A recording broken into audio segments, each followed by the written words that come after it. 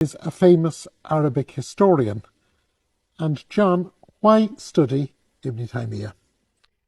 Well, Ibn Taymiyyah is well known for many reasons. Let me start with the security reasons. He is quoted as an authority by Osama bin Laden, and that tends to get people's interest immediately. And then he's also famous for having written a large work on Shiism, which is feeding into a lot of Sunni Shia polemics today. Was himself a Sunni. He lived most of his life in Damascus, and there were Shia-Sunni tensions in Damascus at that time. He also wrote the largest refutation of Christianity in the whole Islamic tradition.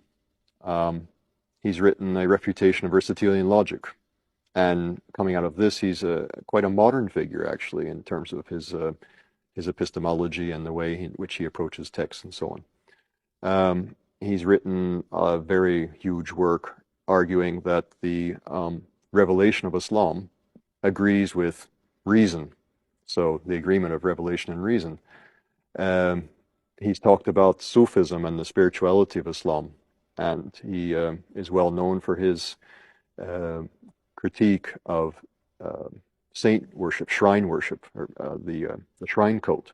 So he covers all kinds of things, and there are different groups of Muslims and non-Muslims today who have taken interest in his work on any one of these counts and gotten quite into his thought.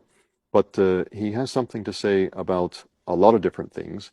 He stands about midway between the beginning of Islam and the present day. He lived in the late 1200s, early 1300s. He died in 1328. So standing at that juncture, halfway between the beginning and the present of the Islamic tradition, and then having captured the interest of so many people today, that makes him a very fascinating figure to study. So, in other words, here is someone who in Islam is as significant in the range of his work as Augustine or Aquinas is in the Christian tradition.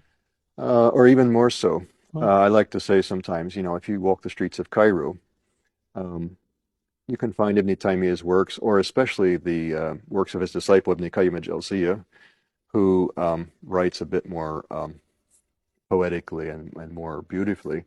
You find them in almost any Islamic bookshop, where you're not going to find Augustine and Aquinas in any bookshop in the UK. Yes, unfortunately.